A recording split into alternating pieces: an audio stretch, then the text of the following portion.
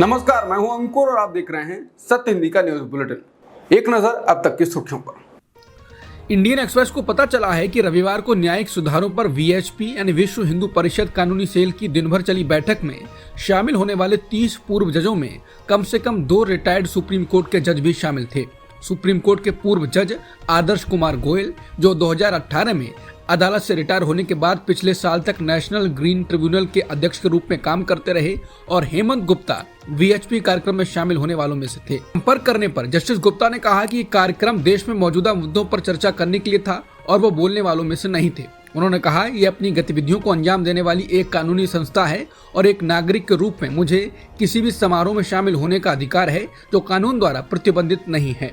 संपर्क करने पर जस्टिस गोयल ने इस बात से इनकार किया कि उन्होंने कार्यक्रम में भाग लिया था। उनके सचिव ने कहा कि कृपया इसके लिए वीएचपी कानूनी सेल से बात करें।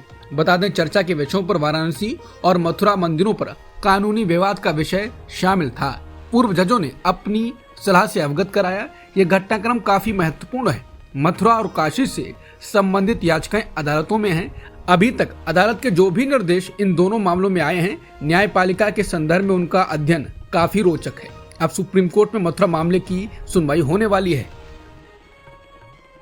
पश्चिम बंगाल में जूनियर डॉक्टर के मुद्दे का समाधान नहीं निकल रहा है। ममता बनर्जी से मिलने के लिए नहीं गए आंदोलनकारी डॉक्टर्स ने राष्ट्रपति द्रौपदी मुर्मू और प्रधानमंत्री नरेंद्र मोदी को पत्र लिखा है और अस्पताल में डॉक्टर के रेप और हत्या के मामले में हस्तक्षेप करने का अनुरोध किया है। इसके अलावा इन पत्रों की कॉपी उपराष्ट्रपति जगदीप धनखड़ और बीजेपी अध्यक्ष और केंद्रीय स्वास्थ्य मंत्री जेपी नड्डा को भेजी गई है। बता दें, ममता ने कल डॉक्टर्स को मिलने के लिए बुलाया था और समाधान निकालने की बात कही थी, लेकिन डॉक्टर्स ममता से मिलने नहीं गए।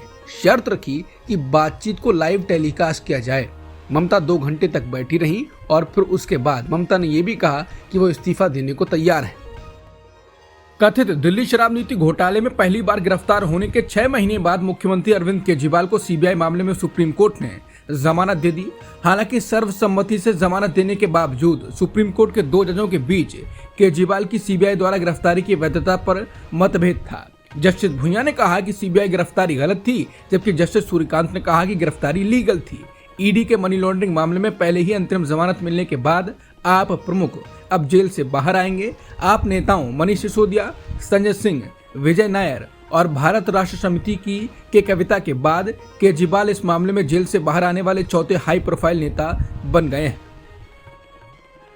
केजरीवाल की जमानत पर जस्टिस उज्जवल भुइयां ने जस्टिस सूर्यकांत की राय से असहमति जताई और कहा कि सीबीआई को पहले गिरफ्तारी की जरूरत महसूस नहीं हुई, लेकिन जब ईडी मामले में केजरीवाल को जमानत मिली उसके बाद ही सीबीआई ने कार्रवाई शुरू की। सीबीआई द्वारा गिरफ्तारी के समय पर संदेह पैदा होता है। जस्टिस भुइयां ने कहा कि सीबीआई को ऊपर उठकर काम करना चाहिए। हर संभव प्रयास में यह दिखना चाहिए कि गिरफ्तारी मनमाने और क्रूर तरीके से न की जाए। खासकर लोकतंत्र में सीबीआई को इस धारणा को खत्म करने के लिए काम करना चाहिए कि वो पिंजरे में बंद तोता है। उन्होंने कहा कि वास्तव में उसे आजाद तोते के रूप में देखा जाना चाहिए। एक तरफ जस्टिस भुइयां अलग बात कह रहे थे, दूसरी तरफ जस्टिस कांत अलग। जस्टिस कांत ने कहा कि गिरफ्तारी अवैध नहीं है। उन्होंने कहा कि पहले से ही हिरासत में मौजूद व्यक्ति को गिरफ्तार करने में कोई बाधा नहीं है। हमने नोट किया है कि सीबीआई ने अपने एप्लीकेशन में कारण बताए हैं कि उन्होंने इसे क्यों जरूरी समझा था।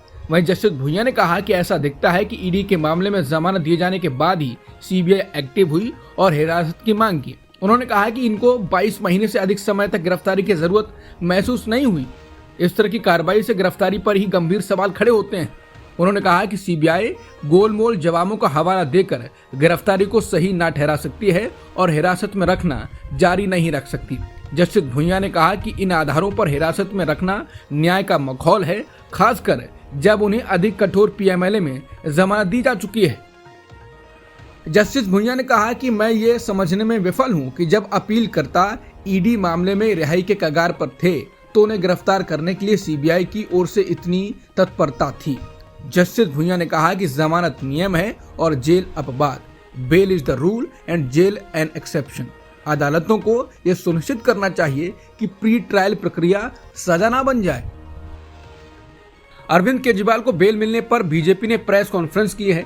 बीजेपी नेता गौरव भाटिया ने प्रेस वार्ता में कहा कि सशर्त बेल पर सुप्रीम कोर्ट ने कहा है कि अन्य अभियुक्तों के जमानत आदेश की शर्तें अरविंद केजरीवाल पर भी लागू होंगी। उन्होंने कहा कि सुप्रीम कोर्ट ने कट्टर बेईमान, पापी, आपके संयोजक अरविंद केजरीवाल को फिर से आईना दिखाया है। ये जो आदेश पारित हुआ है उसमें भ्रष्टाचारी और कट्टर बेईमान अरविंद केजरीवाल को सशर्त जमानत मिली है। गौरव भाटिया ने कहा, यह कहना गलत नहीं होगा, जेल वाला सीएम अब बेल वाला सीएम हो गया है। इस आदेश के आने के बाद अरविंद केजरीवाल को चाहिए कि वो अपने पद से इस्तीफा दे दें। बीजेपी नेता और बिहार के डिप्टी सीएम विजय सिन्हा ने कहा, जमानत मिली है, रिहाई नहीं मिली है, सशर्त जमानत मिली है, वो दोषी हैं। अगर वो दोषी नहीं होते तो मुक्त हो जाते। अरविंद केजरीवाल की जमानत पर गठबंधन इंडिया के दल भी बोले हैं। कांग्रेस सांसद प्रमोद तिवारी ने कहा कि केजरीवाल को जमानत मिलना मोदी सरकार की कार्यप्रणाली पर एक झन्नाटेदार तमाचा है।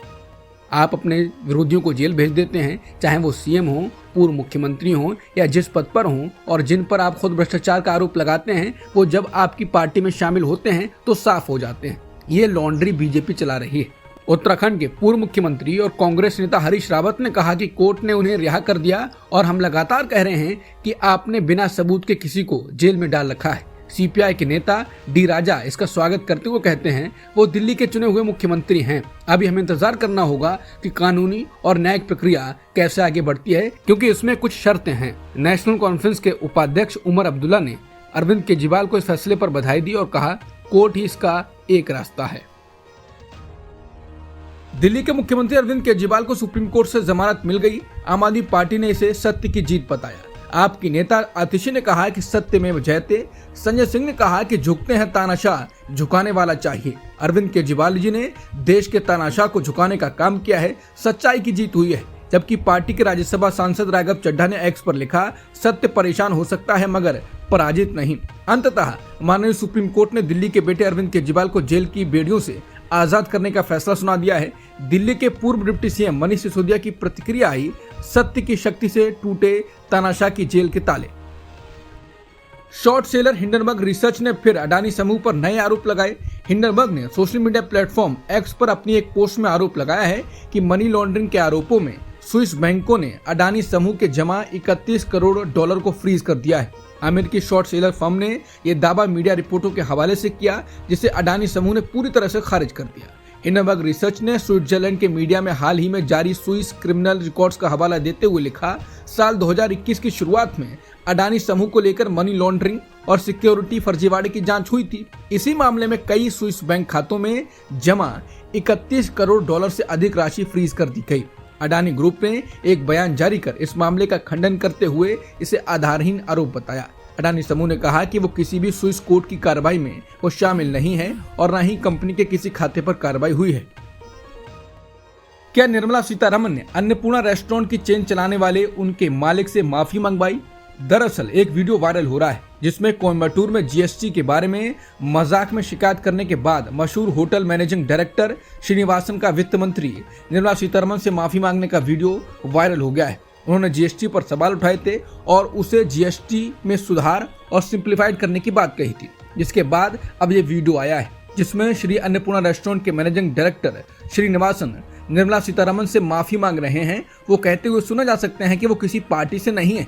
इसके साथ ही वो खड़े होते हैं, झुककर हाथ जोड़कर माफी मांगते हैं कि अगर उन्होंने गलत बात कही तो उन्हें माफ कर दें। ये वीडियो सोशल मीडिया पर चल रहा है।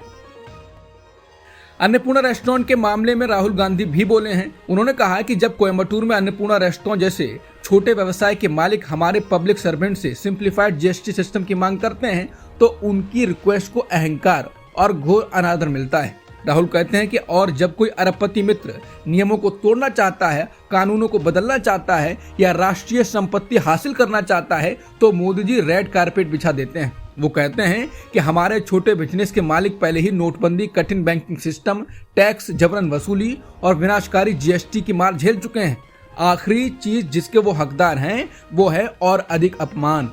लेकिन जब सत्ता में बैठे लोगों के नाजुक अहंकार को ठेस पहुंचती है तो ऐसा लगता है कि वो अपमान ही डिलीवर करेंगे। राहुल कहते हैं कि एमएसएमई वर्षों से राहत की मांग कर रहे हैं।